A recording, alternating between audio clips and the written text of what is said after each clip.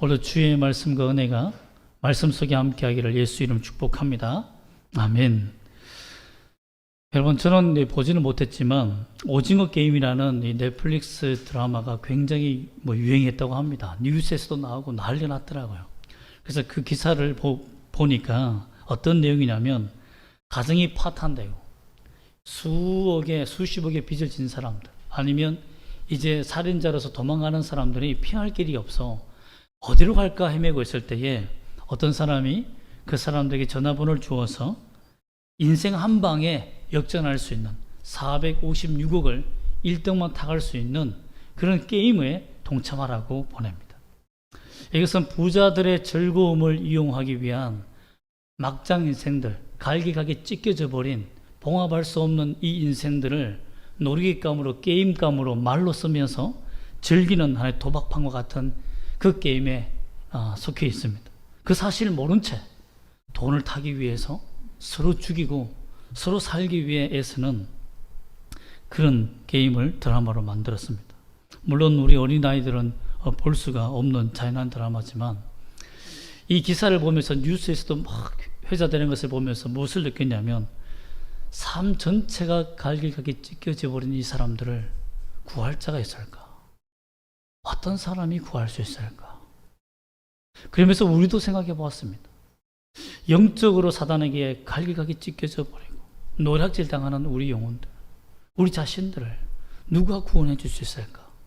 어떻게 하면 이 세상의 오징어 게임과 같은 이 정말 잔인한 세상에서 우리가 살아날 수 있을까?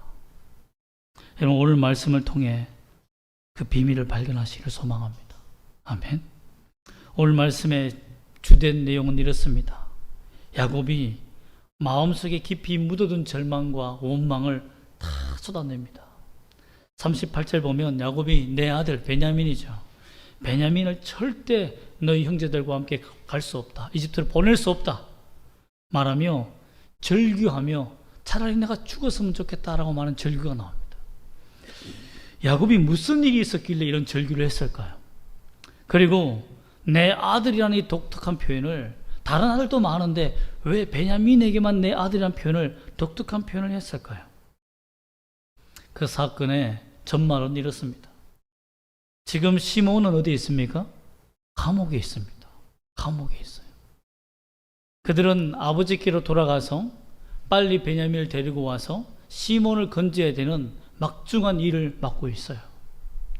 그런데 아버지께 돌아가는 길에 여관에서 쉬다가 한 형제가, 어떤 형제인지는 나타나지 않지만 자료를 탁 열어보니까 돈이 있는 거예요. 그래서 이 돈을 발견하고는 너무 놀라서 형제들에게 말합니다. 내 자리에 돈이 들어있다. 그러니 형제들이 다 놀란 거예요. 어떻게 이런 일이 일어날 수 있는가?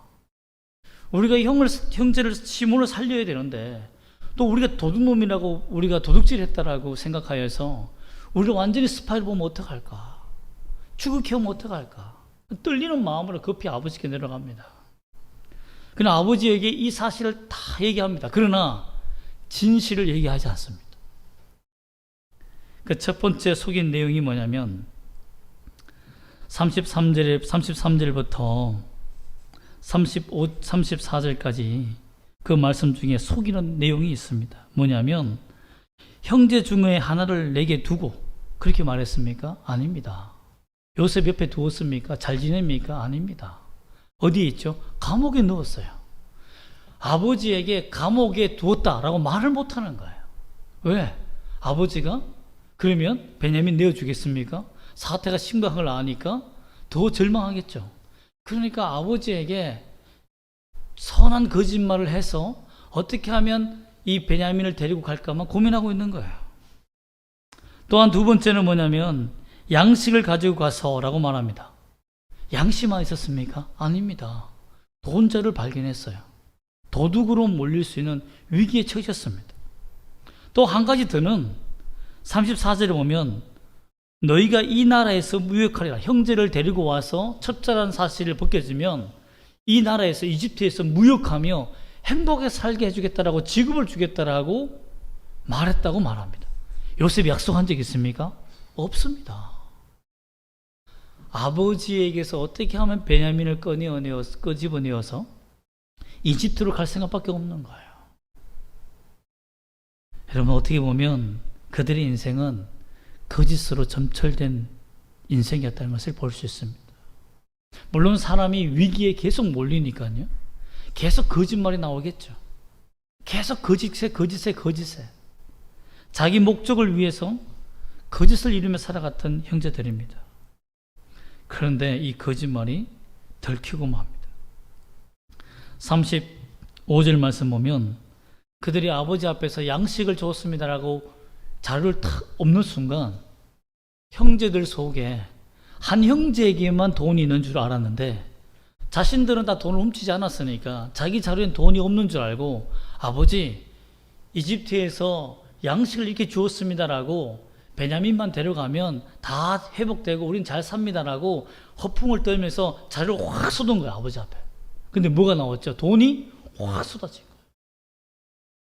이것을 본 야곱이 엄청난 두려움과 절망을 느낍니다. 형제들도 그렇습니다.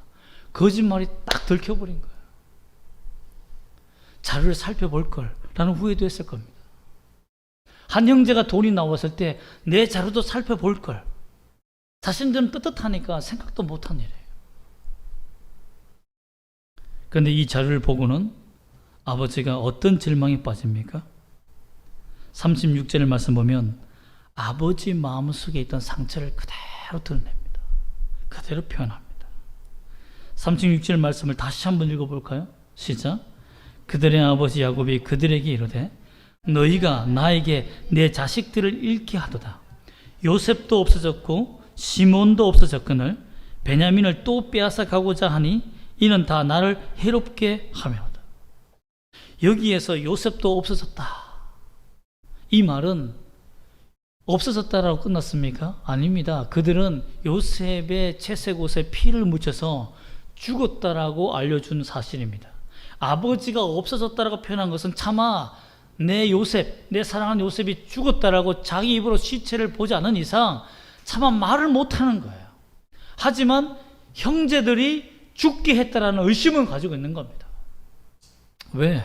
형들을 만나러 보냈으니까. 그런데 똑같은 표현으로서 시몬도 없어졌다 이 말은 뭡니까?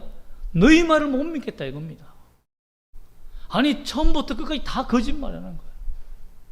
너희들이 시몬이 잡혀있는 내용, 두고 있는 내용, 또 여러 가지 모든 부분들을 이제는 못 믿겠다는 거예요. 한두 번 거짓말에 내가 속지. 이 목숨이 달린 문제를 가지고 너희들이 나에게 거짓으로 속이느냐 하며 아버지가 노발대발한 거예요. 그러면서 베냐민을 또 빼앗아 가느냐, 베냐민의 생명까지도 내게서 빼앗아 가느냐 하며 아버지가 그 절망, 그 속에 있던 아픈 마음을 자기 자식들에게 두고 있는 마음을 그대로 쏟아낸 겁니다. 여러분 이쯤 되면 완전히 상황이 꼬인 거 아닙니까? 형제들이 이제 베냐민을 데리고 갈 수 있는 기회는 이제 사라진 것 아닙니까? 오히려 아버지에게 자신들이 얼마나 지금 자신들이 미워하는 존재이고 미움을 받는 존재인지를 보게 되는, 확인하는 그런 시간이 되지 않았습니까? 거짓과 속임, 아버지 야곱의 편애적인 사랑으로 말미암아 정말 이런 막장 드라마도 막장 드라마가 없는 가정이 됩니다. 갈기갈기 찢어져 버렸어요. 봉합할 수 없는 가족이 됩니다. 이제 어떻게 보면 죽어야만 끝나는, 이제 헤어질 수밖에 없는 그런 순간만 남았다는 것입니다. 왜 하나님께서 상황을 왜 이렇게 어렵게 꼬여서 힘들게 만들었을까요?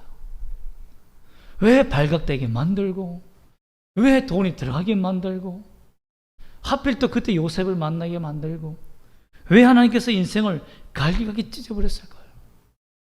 그 이유가 있습니다. 하나님께서는 야곱 가정의 모든 문제들을 잠수 타듯이 숨겨놓고 싶지 않았습니다. 여러분 상담에서도요, 사람이 치유받으려면 마음속에 있는 깊이 숨겨있는 상처가 드러나야 되고 그것과 함께 직면할 수 있는, 대면할 수 있는 용기가 필요합니다. 나의 연약함을 그대로 봐야 돼요. 내가 연약하는 것을 감추면 안 됩니다. 예를 들면 목사라고 해서 돈 좋아하지 않는 목사 있습니까? 나는 돈 싫어해. 절대 난 난 헌금을 돌로 보는 사람이에요. 여러분, 그러면 그런 속담이 안 생겼겠죠. 헌금을 돌로 보라는 속담이 왜 생기겠습니까? 다 돌도 헌금을 보는 그런 눈을 가지고 있으니까. 여러분, 헌금을 너무 소중히 여기니까, 돌처럼 여기지 않으니까 그런 속담이 생긴 거 아닙니까? 어떤 사람도 여러분 자유할 수 없습니다. 내게 돈에 약함이 있구나라는 것을 직면하고 볼 수 있는 마음이 필요합니다. 그것을 깨닫기 위해서는 돈을 가져보고 가난해보고 돈을 가져보면 나옵니다. 또한 여러분, 여자 문제는 깨끗하다, 나는 성적 문제는 아무 문제가 없다, 여러분 그렇게 자신하면 안 됩니다. 나는 명예에 대한 욕심이 없다, 나는 명예에 대한 전혀 감투에 대한 욕망이 없어, 여러분 그런 말 함부로 하는 게 아닙니다. 사람들이 나이가 들면요 더 명예에게 불타오릅니다. 자신도 모르게. 저는 그런 분 많이 봤습니다. 젊었을 때는요 그 정치에도 몸담지 않는 사람들이 다 나이가 드니까 감투에, 자리에, 여러분 얼마나 예민한지 모릅니다. 저도 그렇습니다. 저도 그렇게 연약한 존재입니다. 그 부분을 우리가 진짜 내 얼굴을 봐야 돼요. 나의 거짓된 자, 나의 욕망된 자를 볼 수 있고 인정할 수 있어야 치료가 가능한 겁니다. 야곱은 그 속에 감춰져 있었어요. 내 아들들이 내 자식을 죽였다. 그리고 내 아들이라고 독특하게 표현합니다. 그 이유가 무엇입니까? 다른 자식들은 아들이라고 표현하지 않습니다. 편해진 사랑을 한 거예요. 여러분, 이런 문제를 다 드러냅니다. 야곱이 편애하는 사랑을 가지고 있구나. 아버지가 그 부분, 나는 너를 미워한다, 원수처럼 여긴다는 그 마음, 또 자식들은 거짓으로 살아왔다는 그 모든 것을 다 드러냅니다. 그러면서 그들에게 하나님께서 하나씩 치유해 주시는 과정을 겪게 하신 겁니다. 그들은 알지 못했지만 하나님이 28절부터 그들을 치유하고 있었다는 것을, 그들을 드러내고 있었다는 것을 그들은 몰랐습니다. 28절 말씀 다시 한번 읽어볼까요? 어떻게 하나님이 이 가정을 회복해 가시는지 한번 읽어보겠습니다. 시작. 그가 그 형제에게 말하되 내 돈을 도로 넣었도다. 보라, 자루 속에 있도다. 이에 그들이 혼이 나서 떨며 서로 돌아보며 말하되 하나님이 어찌하여 이런 일을 우리에게 행하셨는가 하고. 여러분, 이 형제들이 한 번도 모세가 이 말씀을 기록할 때 하나님이라고 얘기한 적이 한 번도 없었습니다. 한 번도 기록하지 않아요. 그래서 처음 나옵니다. 그들이 돈을 발견하고 시몬이 감옥에 갇히며 돌아오는 길에 한 형제의 자료 속에서 돈을 발견한 다음에 자신들의 목숨의 두려움이 그제서야 이제 이르렀을 때 이제 죽을 수 있겠구나, 자칫 잘못하면 이집트 총리에게 죽을 수 있겠구나는 그런 두려움이 막 밀려옵니다. 엄청난 공포가 밀려와요. 여러분, 한 번, 두 번 도둑질 해본 사람들은 이런 공포 못 느낍니다. 그러나 지금 자기 형제의 생명이 달려있잖아요. 갔다 와야 되잖아요. 그러니 이런 공포는 자신들이 경험하지 못했고 다룰 수 없는, 도저히 컨트롤할 수 없는 공포였다는 겁니다. 여기에서 그들이 낮아져서 고백한 말이 뭡니까? 하나님이 어찌하여입니다. 하나님이 어찌하여. 그전에는 요셉으로 말미암아 우리가 이런 일이 생겼다고 했을 때는 너 죄 때문이다, 우리가 요셉을 죽인 죄 때문이야 하며, 요셉을 살리지 못하고 판 죄 때문이야 하며 인과응보라는 잘못된 사상 속에서 살았습니다. 그런데 이번에 그들이 겪는 고통은 너무나 커서 어쩔 수 없이 하나님을 인정할 수밖에 없었다는 거예요. 여러분, 옛날에 재미난 이야기가 있었습니다. 어떤 스님이 겨울에 얼음판을 탁 지나가다가 똑딱 하면 관세음보살 지나가다가 얼음이 바삭하면 딱 깨어지니까 오 주여 하면서 딱 빠졌다고 합니다. 여러분, 참 사람이요, 마지막 목숨이 위태로우면 하나님이 나옵니다. 주가 불러줘요. 인생의 마지막까지 떨어져 본 사람들은 내 힘으로 도저히 헤어나올 수 없는 구렁텅이에 빠져본 사람들은 하나님이 절실하게 필요하다는 것을 느낍니다. 그래야 하나님께 원망하는 거예요. 하나님이 어찌하여 우리에게 이런 일을 행하셨는가? 인간이 행할 수 있는 지혜가 아니라는 것을 아는 거예요. 그러므로 말미암아서 하나님이 그들에게 알려준 겁니다. 너의 인생은 너가 조종하는 게 아니다. 하나님의 역사 속에, 손길 속에 있다는 것을 하나님이 깨닫게 하셨다는 것입니다. 이때부터 그들은 깨어지기 시작합니다. 두 번째는 35절입니다. 35절에서 다시 한번 읽어볼까요? 시작. 각기 자루를 쏟고 본즉 각 사람의 돈 뭉치가 그 자루 속에 있는지라 그들과 그들의 아버지가 돈 뭉치를 보고 다 두려워하더니 거짓이 다 드러나게 됩니다. 숨길 수 없다는 거예요. 오히려 이 일로 말미암아 완전히 꼬여버립니다. 자신들의 계획이. 작은 속임도 그들의 인생에 도움이 안 되고 또한 어떤 거짓말도 자신의 계획을 성공시킬 수 없다는 것을 하나님이 보여줍니다. 진실하고 정직하게 살기를 하나님이 경고하시며 회개의 기회를 줍니다. 또한 극한 상황까지 몰고 가게 됩니다. 어떻게 극한 상황이 되었습니까? 이제는 아버지를 설득할 수 있습니까? 없습니까? 설득할 수 없어요. 아버지는 내가 지옥에 떨어지는 일이 있어도 죽을지언정 내 아들 베냐민은 못 내어준다라고 이렇게 막 완강하게 나오는 입장까지 갔으니까 어떻게 되겠습니까? 거기까지 가게 되는 거죠, 결국은. 그것을 막기 위해서 르우벤이 희생적인 서원을 하게 됩니다. 아버지가 그 말하기 전에 르우벤 마음속에는 아버지가 그렇게 말할 것 같은 마음이 들어서 자신에 대한 모든 것을 다 내려놓습니다. 르우벤이 뭐라고 말합니까? 30절 말씀 보면 이렇게 말합니다. 아버지, 내가 아버지께로 데리고 오지 않거든, 그를 아버지께로 다시 데려오지 않거든 내 두 아들을 죽이소서. 그를 내 손에 맡기소서. 베냐민을 내게 맡겨주시면 내 두 아들을 주겠다는 거예요. 이건 뭐죠? 베냐민을 편애하는 아버지를 그대로 받아들이는 거예요. 용납하는 거예요. 두 배의 자기 아들의 목숨이 귀하지 않다는 말이 아니지 않습니까? 자기 아들의 두 아들이 얼마나 귀합니까? 그 두 아들의 목만큼 베냐민이 가치 있다라고 르우벤이 인정해 주는 거예요. 아버지가 편애적으로 우리를 대했고 편애적인 사랑으로 베냐민만 사랑했는데 요셉만 사랑하더니 또 베냐민만 사랑하는데 그거 인정하겠다는 겁니다. 아버지의 아들, 내 아들보다 귀하다. 인정하겠다는 거예요. 르우벤이 여기까지 낮아집니다.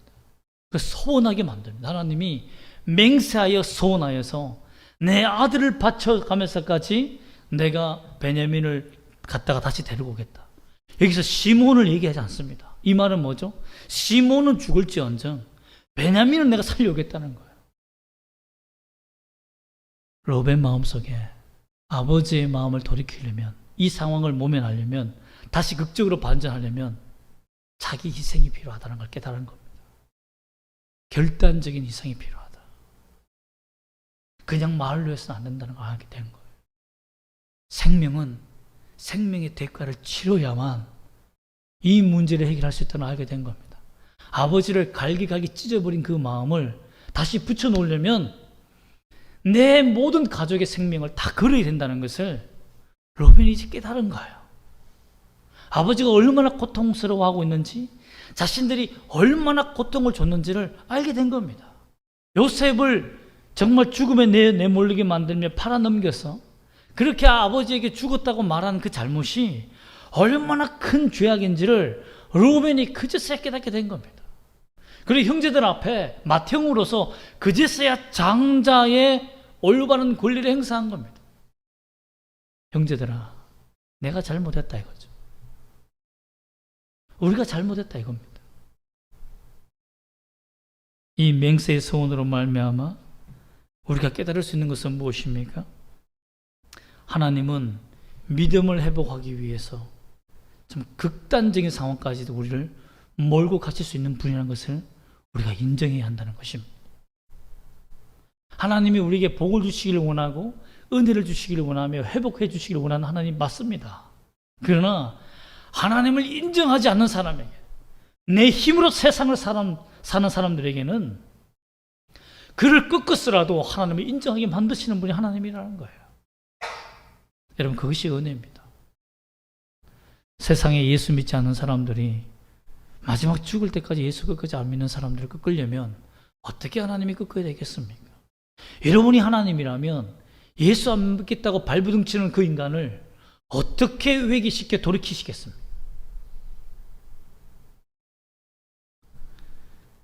극단적인 상황은 때로는 우리에게 하나님을 향한 믿음을 다시 회복할 수 있는 은혜의 기회가 되는 것입니다.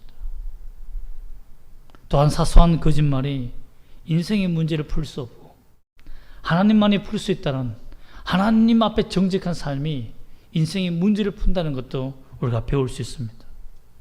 또한 소중한 가족뿐만 아니라 어떤 갈기갈기 찢어진 관계 속에서 그 관계를 회복하기 위해서는 엄청난 희생의 대가가 필요하다는 것을 깨닫게 합니다. 이러한 희생의 대가에서도 야곱은 큰 아픔과 상처를 드러내며 내 아들 베냐민만 찾게 됩니다. 그러나 여러분, 그 고통의 마지막까지 토해냄으로 말미암아서 야곱이 직면하게 된 겁니다. 아, 내 상처가 이것이구나. 결국 우리가 다음 주에 살펴보겠지만 회복할 수 있고 치유할 수 있는 중요한 큰 바위가 깨어지는 중요한 계기가 되었던 것입니다. 야곱은 몰랐어요. 내 마음의 상처의 바위가 깨어지고 있다는 것을 몰랐습니다. 여러분, 그렇습니다. 우리는 인생을 살아가면서 하나님이 우리를 어떻게 인도해 가시고 어떻게 치료해 가시고 어떻게 회복해 가시는지를 전혀 이해할 수 없을 때가 많습니다. 왜 하나님이 이렇게 하실까? 하나님이 어찌하여 내게 이런 일을 행하시는가 하며 절규할 수밖에 없는 고통을 우리가 당할 때가 많습니다. 그러나 이를 통해서 야곱의 가족들은 인정하게 됩니다. 자신의 죄악이 드러나게 되죠. 감추었던 연약함이 드러나게 됩니다. 여러분, 죄가 드러나는 것이 얼마나 회개의 기회입니까? 끝까지 죽을 때까지 내가 주님 앞에서 범죄하고 살고 감춰서 나아가면 잘한 짓입니까? 잘한 겁니까? 잘 산 인생입니까? 여러분, 사람 모르게, 정말 다른 사람 모르게 물질적으로나 성적으로나 명예적으로나 어떤 부분에 철저하게 죄를 지으면서 살면서 발각되지 않고 사는 것이 그게 진짜 하나님 앞에서 행복한 삶입니까? 오히려 중간에 발각되는 것이 은혜가 아닙니까?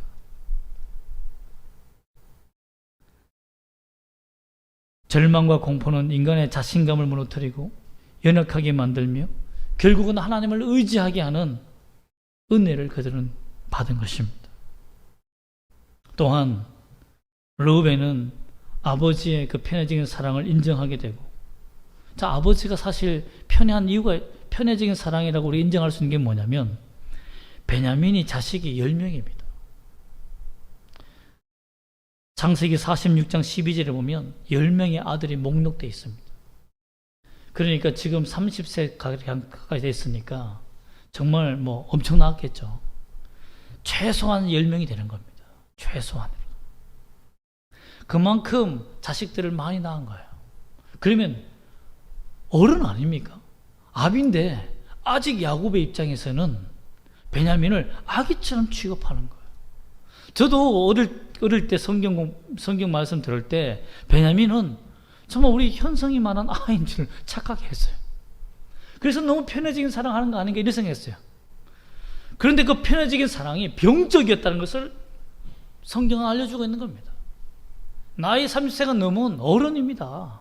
자식 10명을 다루고 있는 아버지예요. 그 아버지를 내 아들 하며 정말 어린아이 취급하며 키우고 있는 이 야곱의 모습이 얼마나 병적이고 편해진 사랑입니까? 근데 르우벤이 목숨 걸고 아버지가 편해진 사랑을 받아들였다는 거예요. 가족의 문제를 해결하기 위해서, 지금 시몬을 살리기 위해서는 그 편해진 사랑의 문제가 아니라는 거죠. 자신의 잘못을 깨닫고 오히려 요셉에 대한 회개로서 생명 걸고 아버지 앞에 엎드렸다는 것. 내가 책임지겠다. 과거에는 책임지는 사람이 아니었어요. 요셉을 구덩이에 넣고 팔자 죽이자 결단할 때 그는 그 자리를 떠났습니다. 비겁하게. 결정 내리지 않았어요. 자신이 결정 내리는 것에 대해서 비난받을까 봐 숨었어요. 그리고는 다 결정 내린 다음에 돌아와서 어디 갔느냐 하며 화들짝 놀라는 척합니다. 여러분, 이렇게 책임감이 없는 형이 르우벤이었습니다. 그런데 지금은 어떻게 합니까? 자신이 결정합니다. 자신이 이 문제를 담당하기 위해서 책임을 져요. 이것이 하나님이 보이지 않는 손길로 그들의 가정을 치유하고 있고 회복하고 있다는 증거가 아니고 뭐겠습니까? 여러분, 갈기갈기 찢겨진 문제 덩어리 인생, 정말 예리하고 고난도의 기술로 영적으로 봉합할 수 있는 분이 누굽니까? 우리 뒤에 보이지 않는 하나님 뿐입니다. 여러분, 오늘날 간 이식 수술도요, 수술을 하면 너무 복잡하고 어려워서 시옷자로 갈기 찢습니다. 이렇게 엄청난 흉터가 남아요. 그런데 요즘에 현대적 기술이 나와서 구멍 6개만 뚫으면 할 수 있는 로봇 기술로 수술이 나왔더라고요. 우리 한국이 2분 만에 성공했다고 해서 세계 최초로 나오고 있는데요, 몸의 장기를 봉합하는 기술자들도요 수십 년을 그걸 합니다. 연습하고 연습을 해서 합니다. 영혼이 갈각이 찢어지고 우리 정신이 갈각이 찢어져 버린, 죄악으로 말미암아 갈기갈기 찢어져 버린 우리 인생은 누가 봉합해 줍니까? 예수 그리스도밖에 없습니다. 하나님과의 죄인 사이를 갈기갈기 찢겨져 버린 이 죄악을 봉합하기 위해서 르우벤이 가장 큰 희생 2 아들을 걸었듯이 하나님은 자기 아들을 겁니다. 독생자 예수를 걸었어요. 오히려 십자가에 올라가기까지 갈기갈기 찢겨지며 살찜이 뜯어지는 고통의 일생을 주님이 당하셨습니다. 왜 그렇습니까? 하나님과 봉합하기 위해서, 하나님과 우리 죄인이 봉합되게 하기 위해서 주님이 자신의 생명의 대가를 치러야 한다는 것을 인정하셨다는 겁니다. 우리에게 의논하지 않았습니다. 이사야 선지자는 말합니다. 일방적으로 하나님이 우리의 죄악을 그에게 담당시키셨다. 우리는 그 은혜로 사는 자들입니다. 우리가 영적으로 이식해 달라고, 하나님과 접붙여 달라고 부탁하지도 않았습니다. 하나님이 일방적으로 내린 결단이며 선택하여 부르신 자들에게만 주는 크나큰 믿음의 은혜입니다. 이걸 받았어요, 이걸. 그러니 여러분, 삶이 찢어진다고 하여서 영적인 문제가 해결되고 천국이 내 것이고 하나님 아버지가 나의 하나님이 되었는데 인생의 문제를 우리가 고민하면 되겠습니까?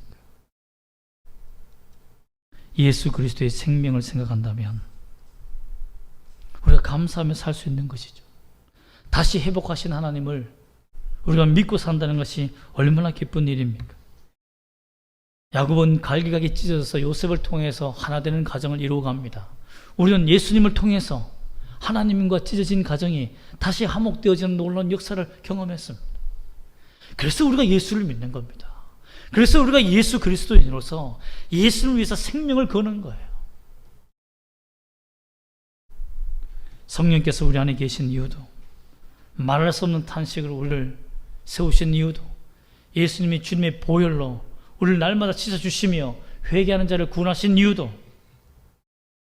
하나님과 하나 되게 하기 위해서라는 것을 우리가 믿어야 하는 것입니다. 그러면 어떻게 하면 우리가 이 찢겨지고 엉망된 인생을, 회복한 우리 인생을 더 강력하게 하나님과 접붙임 당하여 살아갈 수 있겠습니까? 형제들이 두려워했던 공포와 절망과 두려움 속에서 발견했던 하나님. 하나님 어찌하여 우리에게 이런 일을 행하였습니까? 하나님에 대한 두려움입니다. 하나님을 향한 경외예요. 이들은 어떻게 보면 하나님에 대한 패닉에 빠진 거지만 우리는 그런 패닉적인 두려움이 아니라 하나님을 경외하는 두려움을 가져야 됩니다. 공경하는 두려움을 가져야 돼요. 죄짓기를 두려워하십시오.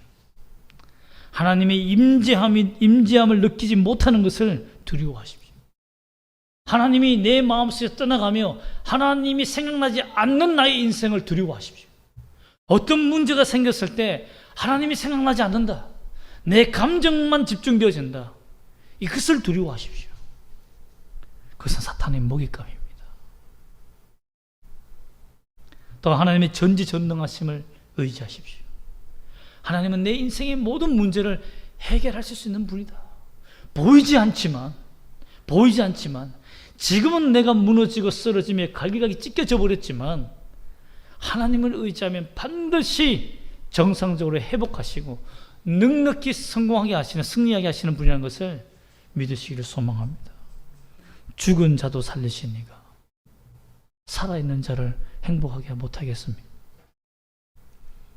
또한 세 번째로 마지막으로 자신의 상처를 숨기지 말아야 됩니다. 자신의 연약함을 인정할 줄 알아야 돼요. 우리 현성이는 우리 현민이가 싸울 때 이 감정적으로 막 불같이 일어날 때가 있습니다. 그게 뭐냐면 바보라고 놀려집니다. 바보. 형아가 바보라고 놀려요. 성경에서는 나가라고 바보라고 놀리면 지옥에 간다고 했는데 그만큼 버리는데 자신이 바보라는 것을 우리가 인정하기 싫습니다. 다들 여러분 내가 어리석고 바보고 멍청이라는 것을 인정하며 살고 싶습니까? 그러나 여러분 바보비 멍청이다라고 인정하는 사람은 화가 안 나요. 화가 안 납니다.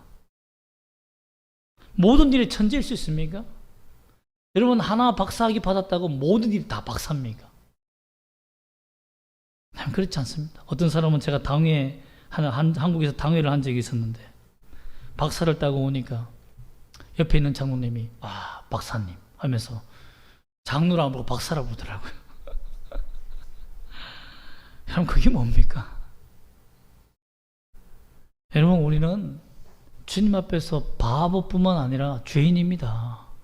죄 짓기를 멈추지 못하는 자들이 다 영적 바보가 아닙니까? 여러분 한 가지 바보면 다 바보죠. 여러분 인정해야 되는 겁니다. 그럼 편안한 거예요. 그러나 우리가 자신감을 갖고 살 수 있는 것은 뭡니까? 나의 연약함 그대로 받아주시는 하나님. 정말 찢겨진 인생을 그대로 받으셔서 자신의 몸에 접붙이시며 봉합해 주시는 하나님. 접붙임으로 믿음으로 접붙임을 받은 우리 영원히 사랑해 주시는 그 하나님 앞에 우리가 감사하며 사는 것이 우리의 자존감입니다. 우리의 정체성이에요. 사실 저도 목회자로 부르심을 받고 신학대학 시절에 살았을 때 5평 남짓되는 방 안에서 6명이나 되는 선배들과 살았습니다. 그러니 책상도 거의 없어요. 판 펴놓고 잘 때도 거의 이렇게 똑바로 누워서 자본 경험이 잘 없어요. 부엌도 없었어요. 지금 생각해 보니까 부엌도 없었습니다. 그냥 통로에 그 연탄이 있으면 그 연탄에나 또 여러분 그 부스타 넣어서 하는 가스레인지 부스타 그 기계로 그냥 라면 끓여 먹고 했던 그게 기억이 납니다. 씻는 거는 말도 못합니다. 밖에 수도가가 있어서 씻으려면 6명 기다리려면 정말 힘들어요. 차라리 새벽기도 갔다 와서 다 씻고 그냥 준비하는 게 훨씬 낫습니다. 화장실은 전쟁이었습니다. 정말 그야말로 전쟁이었습니다. 화장실을 제대로 가본 적이 없어요. 아침에 들어가면 배탈 나거나 힘든 사람이 있으면 빨리 학교 가는 게 낫습니다. 통학버스 타고 학교 가는 그 길이 정말 그렇게 제가 위에 있는 손잡이를 그렇게 힘들게 잡았던 적은 참 그렇게 많았습니다. 여러분 그러나 그런 어렵고 참 참담한 인생이었지만 행복한 시절이셨습니다. 하나님께 지금 돌이켜보면 그때가 내 신앙과 내 신학이 가장 발달한 시대에 있다는 것을 제가 깨닫습니다. 신대원대도 안 해요.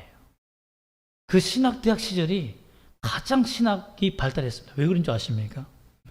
6명이 모여서 밤마다 신학적 토론을 합니다. 선배들이 성경 질문하고 자기 배운 것을 묻습니다.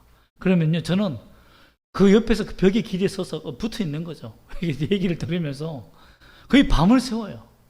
아침에 거의 비몽사몽으로 이렇게 가기도 합니다. 그렇게 해서 배웠던 귀로 동냥했던 그 신학적 지식과 성경적 지식들이 지금 그 저희 신학적 체계를 다 완수했습니다. 여러분, 하나님께서 왜 그렇게 하셨을까? 친구와 만나서 토론할 수 있는 시간이 있습니까? 잘 없어요, 여러분. 근데 오히려 그런 환경이 저로 하여금 하나님의 말씀에 깊이 빠지게 만들어요. 오히려 하나님의 말씀에 더 깊이 나아갈 수 있는 환경이 되었다는 거예요. 우리가 삶이 어렵고 봉합할 수 없는 인생을 살아갈 때에 우리가 깨달아야 되는 것은 하나님이 내 모든 것을 드러내어서 하나님이 수술대 위에 올려서 치료하고 계시는구나. 내 인생을 치료하시는 분은 하나님뿐이구나. 주께 이 모든 것을 맡겨드립니다라고 고백하는 것이 내가 사는 길이구나 라는 것을 믿으시기를 소망합니다. 아멘. 기도하겠습니다.